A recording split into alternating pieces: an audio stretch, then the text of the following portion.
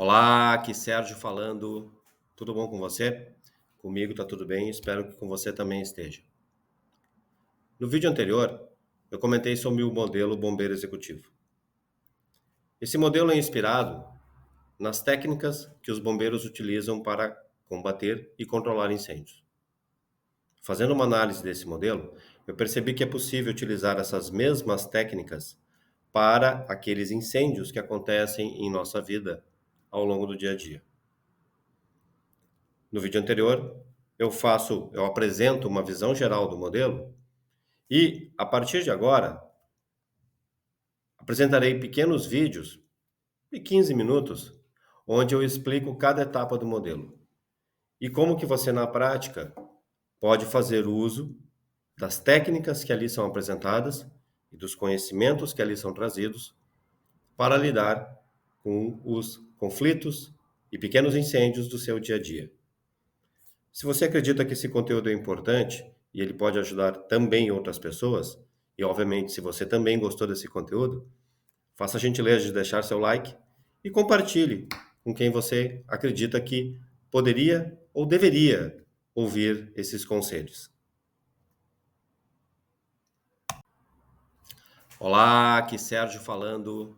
Tudo bom com você? Comigo tá tudo bem, espero que com você também esteja. No vídeo anterior, eu comentei sobre o modelo bombeiro executivo. Esse modelo é inspirado, como nós tivemos a chance de perceber no vídeo anterior, a modelagem que os bombeiros utilizam para identificar o que de fato é o fogo ou o incêndio, e a partir da compreensão desses elementos, conceitualmente falando, eles aplicam as técnicas de combate e controle.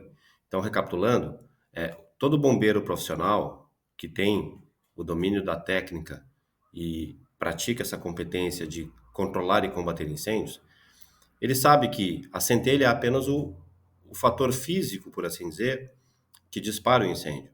Mas o incêndio só acontece onde, num primeiro momento, é um ambiente que está aquecido no seu entorno, é um ambiente onde há um comburente presente que vai permitir que a chama se estabeleça e, por assim dizer, se retroalimente, e, obviamente, é um ambiente onde há elementos combustíveis que, por sua vez, serão os elementos que, de fato, se manterão queimando. Então, os bombeiros sabem que a melhor forma de controlar e combater incêndios, no primeiro momento, é todo o aparato de circunstâncias que existem para evitar que eles aconteçam. Agora, quando eles acontecem, como que os bombeiros lidam com isso? De modo geral, no primeiro momento, a primeira coisa que eles fazem é impedir que mais combustível queime. Então, quando você vê um bombeiro trabalhando, dificilmente você vai vê-lo despejando grandes cargas de água nas chamas. A primeira coisa que eles farão, normalmente, é retirar o que for possível de ser retirado, é retirar os combustíveis que poderão vir a queimar e que ainda não estão queimando, é retirá-los do entorno do incêndio. Aquilo que eles não conseguirem retirar será encharcado, será de alguma forma colocada água para que ele não consiga queimar, percebe-se? E ao fazer isto, eles impedem que o fogo se alastre. A próxima coisa que eles farão, talvez, dependendo do ambiente ou das circunstâncias do local em si, onde o incêndio está acontecendo, eles tentarão reduzir a temperatura do entorno do incêndio molhando as paredes ou molhando os outros recursos que ali estão, que, por assim dizer, estão exalando temperaturas e, obviamente, mantendo o ambiente aquecido. Então, ao atuar encharcando os potenciais próximos combustíveis, reduzindo a temperatura do entorno, eles estão, de fato, controlando e combatendo o incêndio. E aí, na medida que eles eliminaram praticamente a possibilidade de alastramento desse incêndio, é quando de fato você verá os bombeiros colocando água sobre as chamas. Então, essa é a técnica com a qual os bombeiros trabalham. Resumindo, a primeira coisa a ser feita é impedir que novos combustíveis queimem. Segunda coisa, reduzir ao máximo a temperatura do ambiente, pois o comburente muito dificilmente você vai conseguir eliminá-lo do local. Então, ao fazer isso, e aí a terceira ação, numa ordem hierárquica de ações, a terceira ação será de fato dedicar-se às chamas, àquilo que está queimando, o incêndio propriamente dito. Entendido isso, agora estamos em condição de fazer a metáfora com o nosso cotidiano. E aí, no episódio de hoje, eu farei a avaliação do primeiro fator dessa questão toda, que são os combustíveis. Então, chegamos aqui agora e vamos falar do principal recurso que queima no mundo cotidiano. Enquanto nos incêndios, de modo geral, nós temos a madeira, o papel, o tecido, o combustível fóssil como potenciais recursos que se consumirão no incêndio, no universo das relações interpessoais, da vida corporativa ou da vida familiar, as pessoas são o principal recurso. Óbvio que às vezes um processo ou uma máquina também é um recurso nesse caminho e ele também pode entrar em exaustão e em autoconsumo, né? Por meio da crise, do incêndio em si, esse na qual se está envolvido. Mas as pessoas são o primeiro e principal recurso. Então, como os bombeiros trabalham?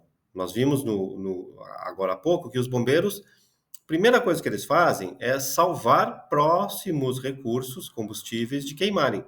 A segunda coisa que eles fazem, quando não conseguem realocar esses recursos, é encharcá-los para que eles não queimem. Agora, vamos trazer isso para a vida cotidiana.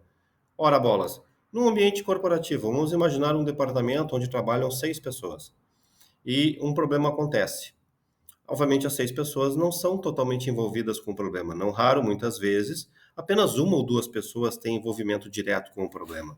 Então, qual é a primeira coisa que se deve ser feita? Deve-se preservar aquelas 4 pessoas que não têm envolvimento direto com o problema para não participarem da solução. Porque senão elas também se queimarão, elas também se consumirão nessa circunstância. Então, a primeira coisa que você faz, você retira do entorno do incêndio aquelas pessoas que não possuem nenhuma relação direta com a solução. Tal qual um bombeiro, você salva os próximos combustíveis de se consumirem. Qual é a segunda ação? Eu precisarei de que pelo menos uma ou duas pessoas estejam envolvidas na solução, ou seja, serão elas que se consumirão. Então, qual é a próxima ação? Eu vou encharcá-las, eu vou blindá-las, eu vou protegê-las para que na solução, no controle deste incêndio, elas não se consumam tanto mais. Então, quando a gente fala do combustível partindo da premissa que são as pessoas, a primeira coisa a ser feita é retirar aquelas que não têm envolvimento direto com o problema, preservá-las. A segunda coisa a ser feita é blindar, proteger aquelas que têm envolvimento direto com a solução ou com o problema estabelecido. Se isso for um equipamento ou um processo, teremos que avaliar se o melhor a fazer é parar de usá-lo ou o melhor a fazer é parar os demais de serem usados para que este possa ser de fato efetivamente corrigido. Então, a aplicação da técnica dos bombeiros para a resolução de crises ou incêndios no ambiente corporativo, familiar e da vida social de modo geral, partindo da premissa que o principal primeiro recurso a ser consumido são as pessoas, a primeira ação que o modelo te propõe é justamente afastar do entorno do incêndio ou do problema aquelas pessoas que não têm envolvimento direto com a solução. E a segunda coisa a ser feita é blindar, preservar aquelas pessoas que estarão metendo a mão na massa, se envolvendo diretamente com a solução do problema, para que elas possam suportar as chamas. Entendido isso, estaremos em condição de falar dos próximos elementos do combate, do controle aos incêndios da vida corporativa nos próximos slides.